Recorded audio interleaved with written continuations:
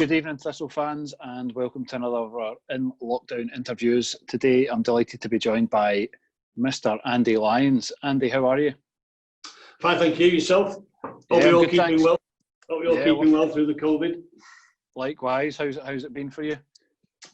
We've carried on working. I'm back to my old job. I'm a line manager at Royal Mail in Blackpool, so we've managed to keep working through it, class as a key worker and that. So it's kept us busy, which has been quite good, really, because I think I'd have gone stir crazy being at home. So it's nice to get out.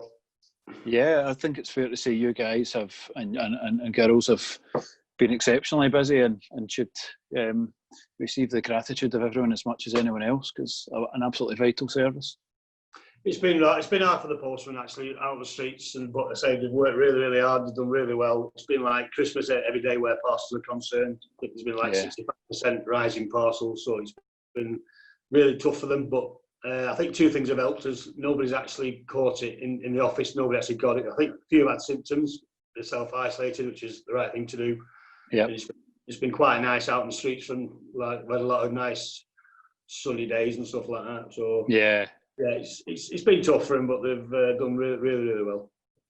Good. Well, hopefully we all emerge from it soon and get on with normality. But credit to you all for working all the way through it.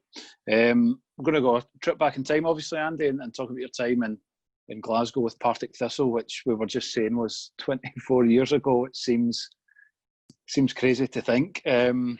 This interview is set up with yourself because you are genuinely someone who all the fans have a lot of warmth for, a real fan's favourite at the time. This interview probably comes with a bit of a health warning for Thistle fans, in that there was, quite a lot of turbulence at that time and a couple of low points. But your performances for Thistle on the pitch were definitely a bright spot. So you joined us obviously in, I think it was March 1996. How did that come about? How did you move from Wigan to Firhill? Well, the pre-season previous, we'd came up with Wigan on loan. I think Murdo McLeod was at Clydebank at the time. We'd arranged a game with Clydebank. Then we'd arranged a golf day on the Friday and played him on the Saturday. And I was paired up with Murdo in a 4-ball. And that's how we got to know each other, really. He was asking about the previous season at Wigan, where I played, what position did I score goals and stuff like that. And that's how we met the previous pre-season, really. It's a real quirk of fate then. Yeah, that's right. It was just by chance I was drawn against him. And who won at golf, Andy? Can you remember? I was horrendous. Yeah, I got hammered. Yeah. You let Murdo win and you got a deal out of it. Oh, he murdered me. Yeah, he did. Yeah. So it was a good day though. I say we'd got to know them really well, and then nothing was said much about the season, and then we were playing. I was due to play for Wigan at Bury on the Tuesday night. And John Dean pulled me to one side. He said, not playing tonight. If you're playing the reserves at Rochdale tomorrow night, there's somebody coming down to watch you. Never told me who. He just said, you're being watched tomorrow night. So he left me out of the squad for the Tuesday night. Played on the Wednesday. Did well, scored 2 goals. And I think I had a phone call at 10:30 off Murdo himself on the Wednesday night. I think he was travelling back up to actually Scotland. So he showed a lot of faith in me by travelling down to Rochdale on a Tuesday night, I think it was, or Wednesday night, sorry. And then it all started from there, really. Wow. So, I mean, had you even heard of Partick Thistle at that point before meeting Murdo? Yes, because my ex-in-laws were up in Scotland. They were Rangers supporters and that, you know. So I knew about Partick Thistle. Yeah. Being the third team in Glasgow, like Celtic, Rangers and Partick Thistle. So, yeah, it was quite a good. But my brother-in-law didn't believe me, actually. I told him I was coming up. I stayed at his house on a Thursday night to sign on Friday morning. And he still didn't believe me when I turned up at his front door. So it was quite surreal, really. These moves do happen quickly, don't they? So first impressions of the club and Firhill? Very, very friendly. Made me feel more than welcome. I came up Thursday night. I think I trained for it Friday morning, signed and played against Wraith Rovers on Saturday. Didn't go to plan. I think we lost 3-0. That's right. I should have scored in the first 5 minutes. I had a great chance and I just completely sclaffed it right in front of the goal. Then we had a 2-week break. Murdo told me to come back home, bring all my belongings up, and he'd arranged a a behind closed door game against Hibs the following weekend because I was short of match fitness really, and then the following weekend we play Falkirk away. Yeah, and this is you mentioned when Murdo came down to watch you scored a double. You were to score doubles in consecutive weeks, and you really did get off to a flyer. And at that point, those were vital results. Remember those games, Falkirk away and Hearts away? I do, yeah, because the night before the Falkirk game, my car got nicked right outside my digs. Wow. And I thought my car got stolen down in Blackpool, but they went, no, have a look outside your front door when I was staying up in digs. So I was up most of the night with the police, so I must have had 2.5, 3 hours sleep. And I remember going on the way to Rockville, I was absolutely shattered. And I was thinking, oh my God, what an impression to sort of set, really. I was shattered, so I managed to get myself out for a warm-up about an hour before the game started, and all of a sudden I just felt great. And it all started there, really. Amazing.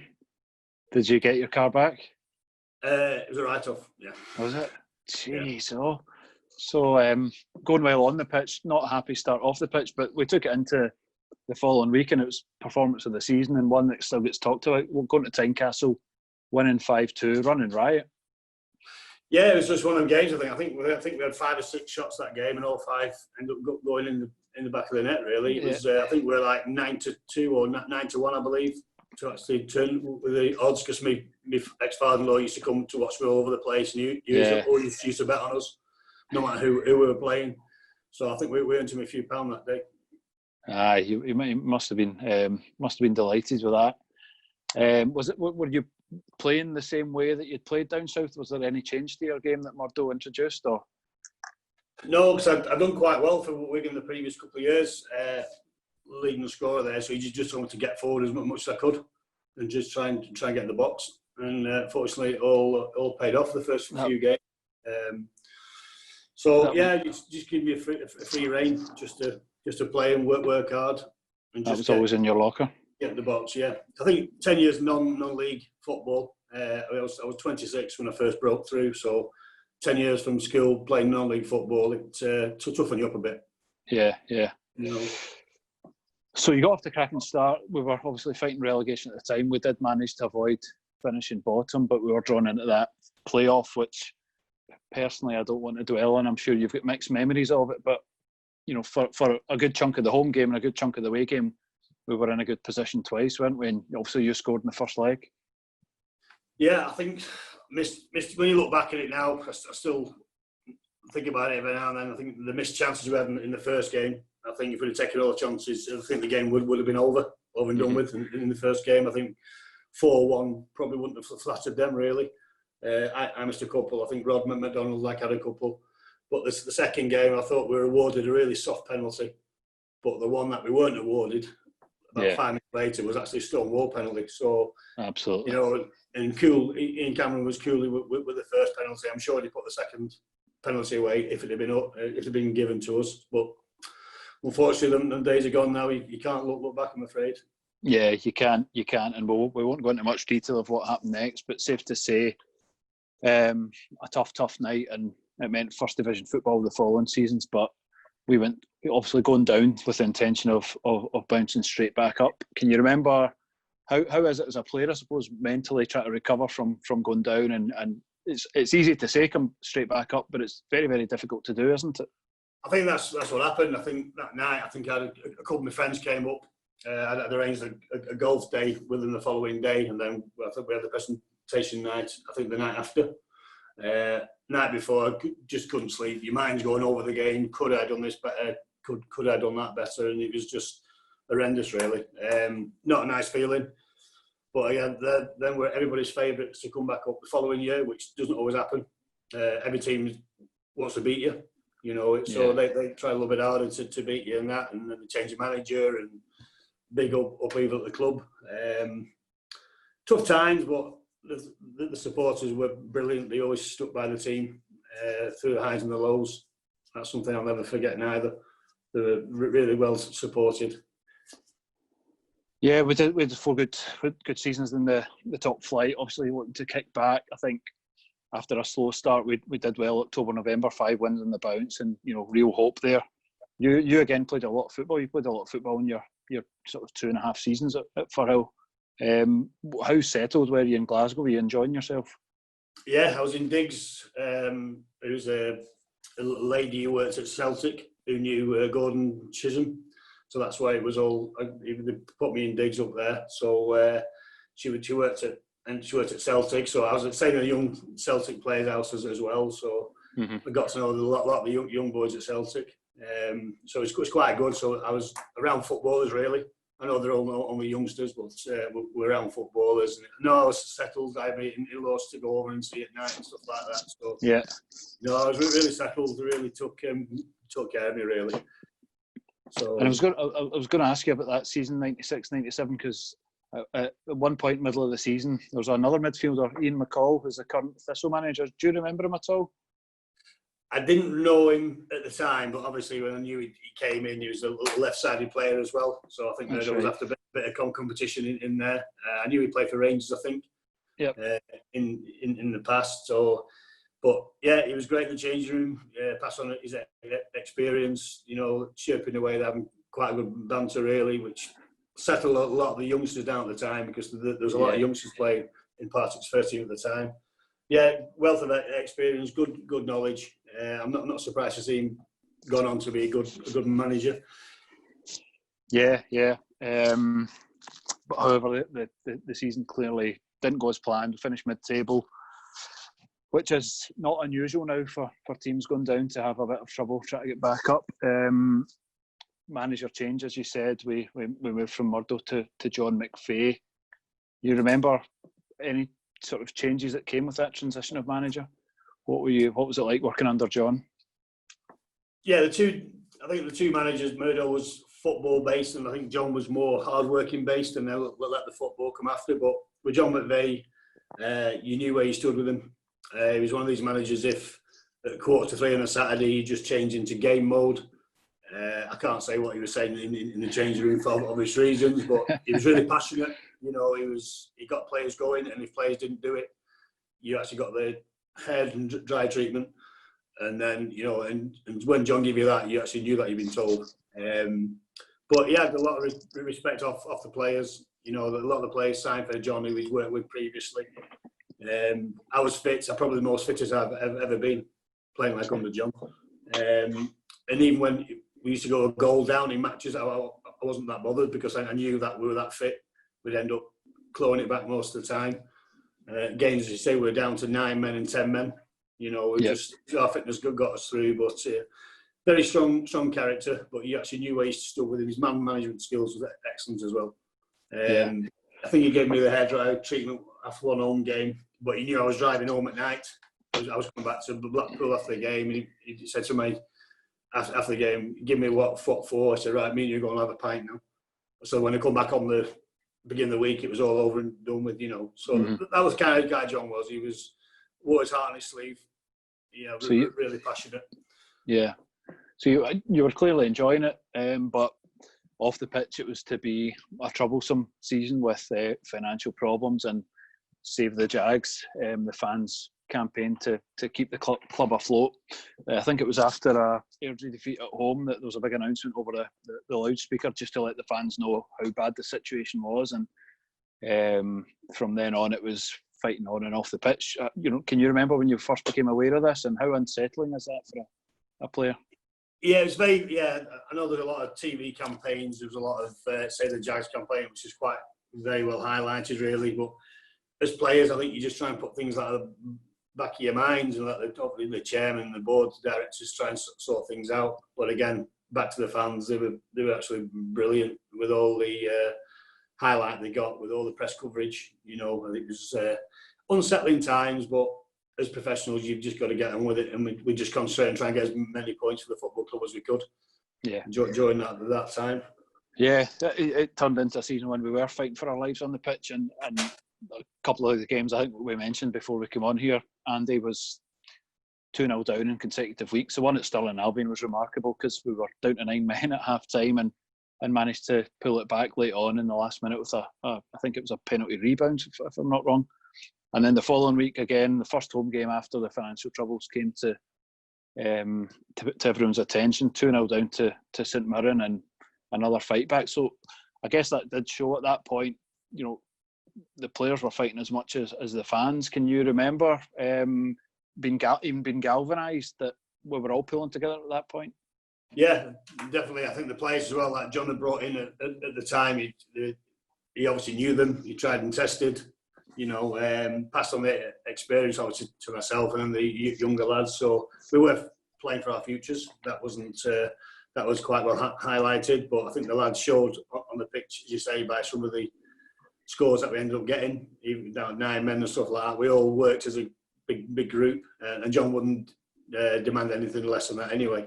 He was always demanding more. John was a manager. If you played well and got beat and you worked hard and you lost, he'd accept that. But if he thought lads weren't trying, he'd well, not trying, but if the lads didn't put a shift in for him, then he'd certainly tell them. So as I say, you knew where you stood with him. Yeah.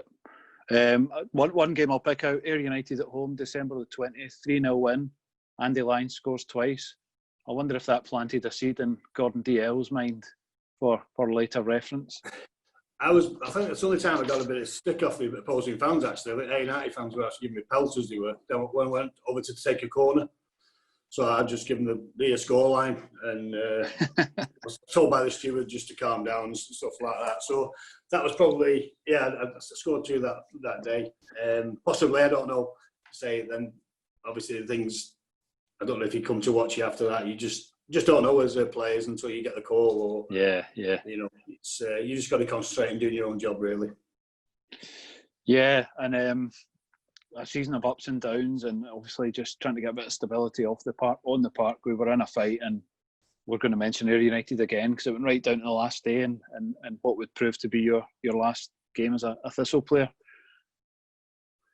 Yeah, as I say, it was a one-off game. It was the team who won stayed up kind of thing, and I just think on the day, Ayr had a lot of experienced players like in the team, and they just ran out worthy winners. Really, I think we lost 3-1. We're never really in the game. I think we got it back to 2-1, but we didn't really threaten much after that. And again with Ian Munro and Gordon DL there with this, and the chairman who was backing him, Mr. Barr. I thought they brought in a lot of experienced players, which proved to be just our demise in the end. Yeah, I think they were. It's another game that's hard to look back on, but I think a lot of Thistle fans will be thinking about it now. And I don't know if you remember Billy McDonald taking a quick free kick and we lost possession, and they went straight through to take the lead. And again, as you say, they just had more experienced players. So once they were in front, it was just a difficult one to try and claw back. But it was a shame because we'd come off the back of a run of really good wins. We won at Stirling, drew at home to Hamilton Accies, which was probably to prove pivotal. We won 3-0 up at Dundee to take it to that final game, and big Lindsay Hamilton in goals had a few clean sheets. I don't know if you remember, and it felt like we just had a wee bit of momentum, but it wasn't to be. How difficult was that one to take compared to the previous disappointment? Probably worse, to be honest with you, because to say we're everybody's favourites to go back up that season, weren't we? It's not. I was there 2.5 years, Lincoln Partick, 2.5, 3 years, and unfortunately 2 of the years I ended up going down. So it wasn't really they were the low times. Obviously, I had a lot of highs and lows, and football's ups and downs, isn't it? So yeah, it was difficult to take again. I came back home straight after. I was known as a free agent anyway after that game. Anyway, obviously due to the financial restrictions and things like that. I just come home, had to think about what I wanted to do. I had a couple of offers from down south. Sandy Clark rang me not long after. He was manager of Hamilton at the time, I believe. Asked what I was doing and this and that and the other. I just said at the moment, I'm not even thinking about football at the minute. Obviously, it was quite raw me, really. And then as time went on, I was doing pre-season down here with Morecambe just to keep myself fit. A couple of offers came in from non-league, and then just before the season started on the Saturday, it was the first round of the Scottish Cup, not the main FA Cup. You know, where you get drawn with the League Two and League Threes. And I was out training with Morecambe pre-season, and Gordon DL phoned my wife at home. That's what I was doing if I got fixed up, and I hadn't done. So I travelled up on the Friday. Again, trained Friday morning, maybe debut at Hampden Park against Queen's Park on the Saturday. Again, wasn't match fit. I had no no real training, no matches. So it took me quite a long time to catch up. I signed a 1 month initial contract, but after the first couple of games, I managed to score a couple of goals again. So I ended up signing a 2-year contract down at United. Just to move slightly closer to home, go down to Ayr, edge your way back south. Yeah, I think. Right, I mean, looking back at your time at Thistle, as I said, genuinely one of the bright, if not the brightest, sparks in that couple of seasons that were pretty tough. 91 appearances, 15 goals, and one of the fans that I know, Stuart Deans, who's into Thistle history, said he remembers you being last to leave the Player of the Year event after that Ayr game. So I don't know whether that's credit to you for mixing with the fans or just the fact you needed some amber nectar therapy that night. No, it's a bit of both, really. I think it was just nice to see that the fans have been there all season.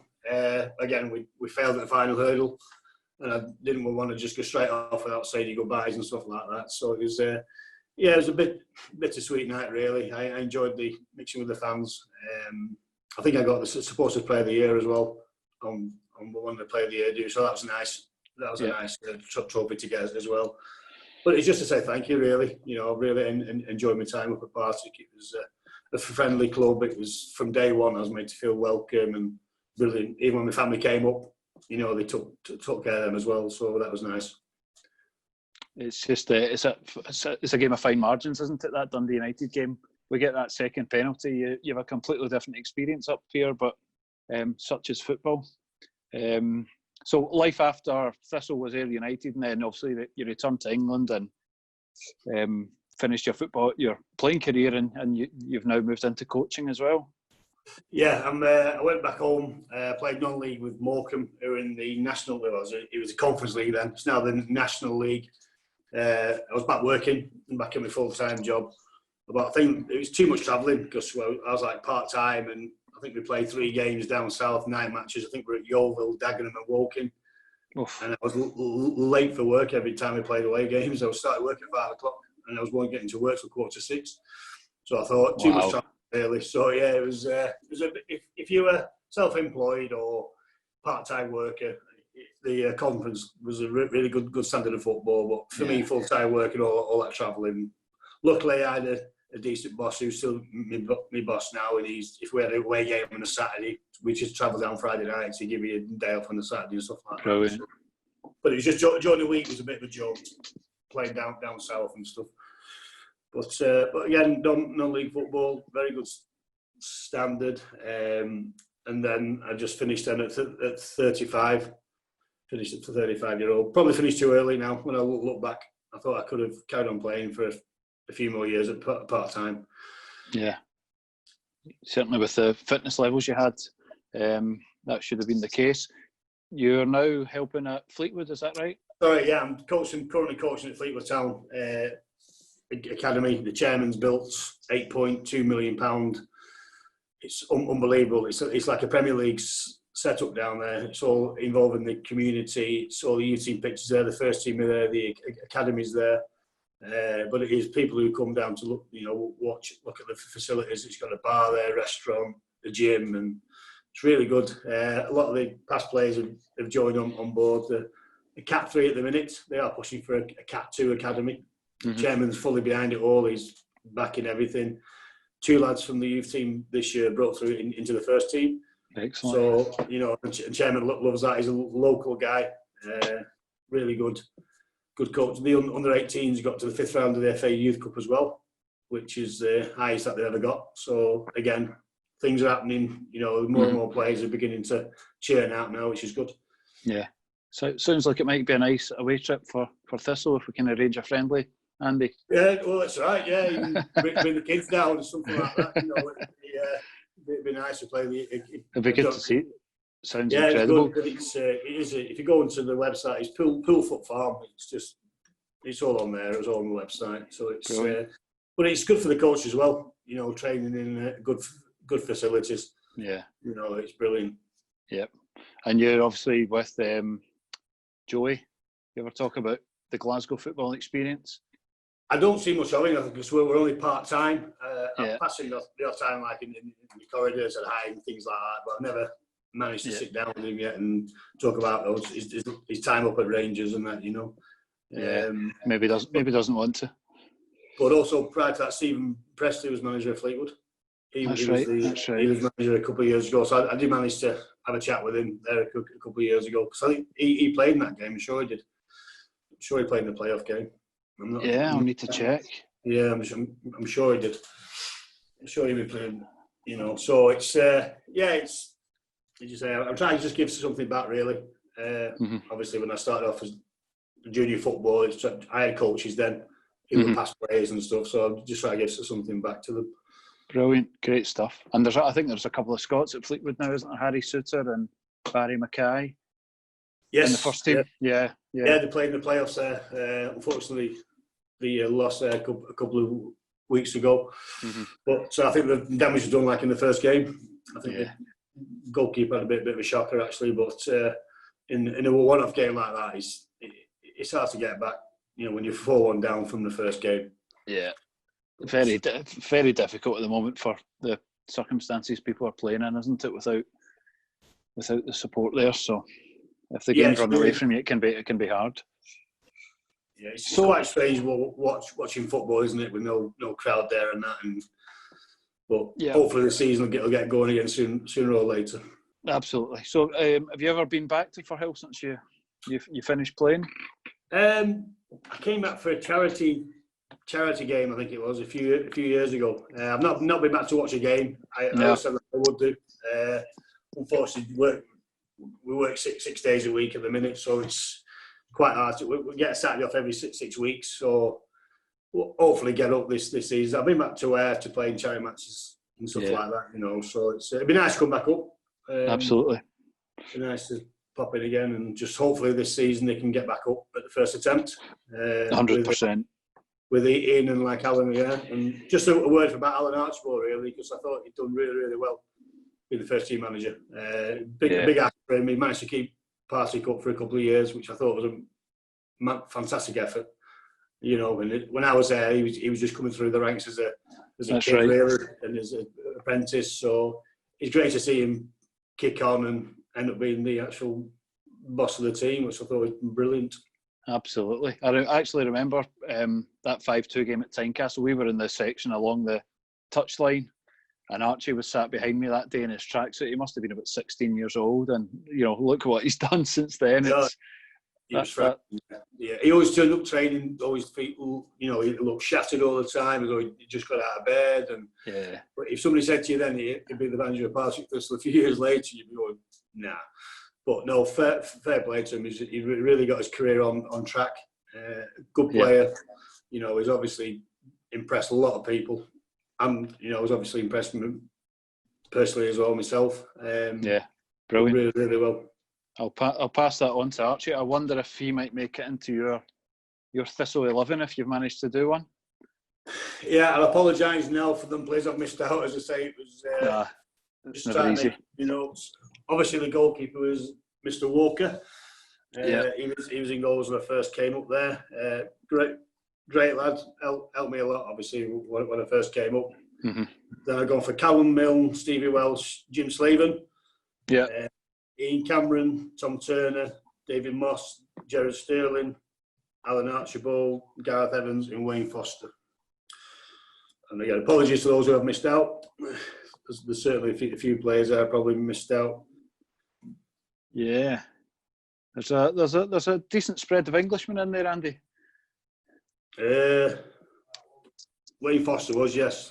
Gareth Evans, Gareth Evans was up here, wasn't he? He was at Hibs at the time, wasn't he? David Moss, he went to Falkirk, I think. David. That's right. Part-time accountant, David. I thought he's, you know, for somebody who mixed part-time with work, he was a fit lad, got loads of goals. Ian Cameron, very tidy He was player. A good footballer. Yeah. Tommy Turner, good experience. Stevie Welsh, who I didn't know he was ended up playing down south. But Callum he'd run through a brick wall for you, Callum Milne. Yeah, you know, he plays all hearty players. And he played right back and left back, didn't he? Yeah, that's right. Gerard Sterling. I thought he may have kicked on a little bit more than what he did. He was a great prospect at a younger age. I don't know where he ended up.